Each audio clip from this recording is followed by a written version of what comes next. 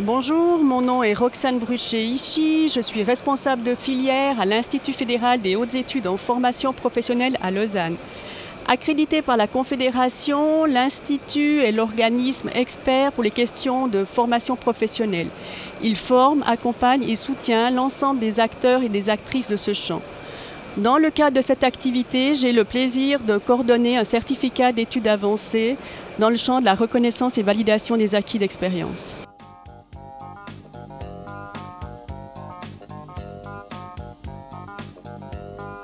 La reconnaissance et validation des acquis d'expérience consiste à identifier les compétences développées, que ce soit dans le cadre d'une activité professionnelle, dans le cadre d'activités bénévoles, de loisirs ou encore, pourquoi pas, de tâches ménagères, quel que soit le lieu.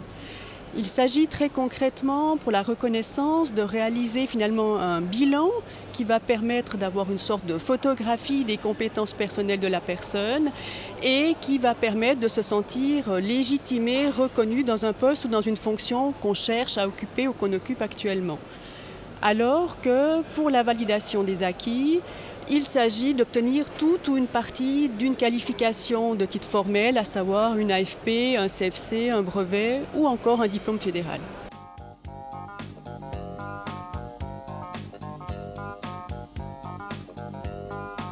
Alors la reconnaissance et validation des acquis d'expérience a vraiment plusieurs atouts, peut apporter plusieurs choses aux entreprises. Je pense notamment à 3 éléments.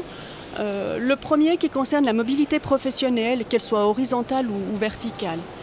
Je prendrai comme exemple une expérience que j'ai vécue il y a maintenant quelques années avec une employée dans le domaine administratif qui travaille dans une entreprise depuis pas mal d'années.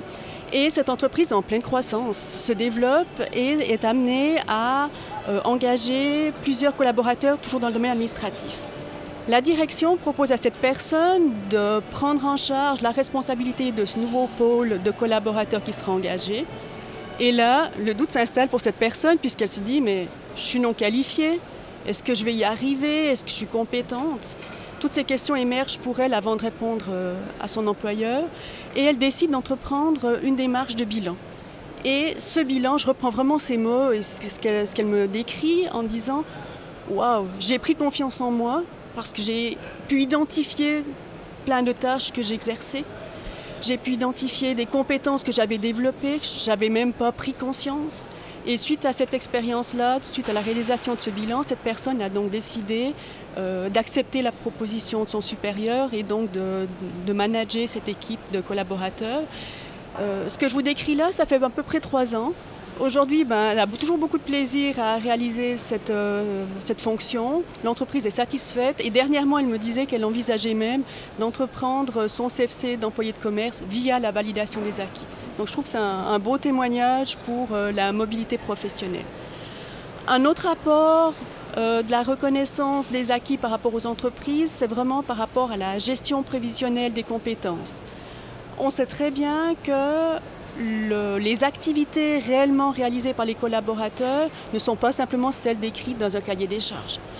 L'idée de faire un bilan de compétences va permettre notamment d'identifier les points forts d'une personne, peut-être les points d'amélioration.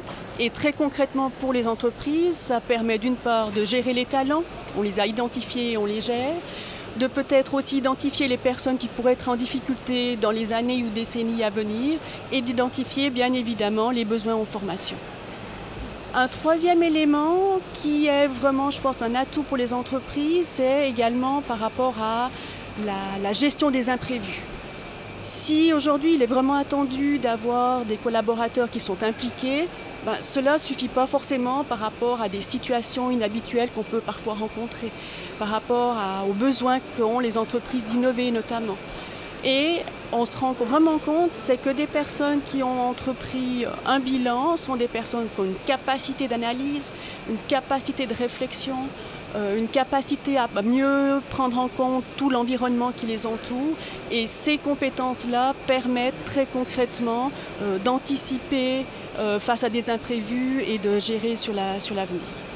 Donc je dirais vraiment que la reconnaissance et validation des acquis d'expérience a des atouts à amener aux entreprises, que ce soit en termes de mobilité professionnelle, de gestion des compétences et également pour faire face aux imprévus.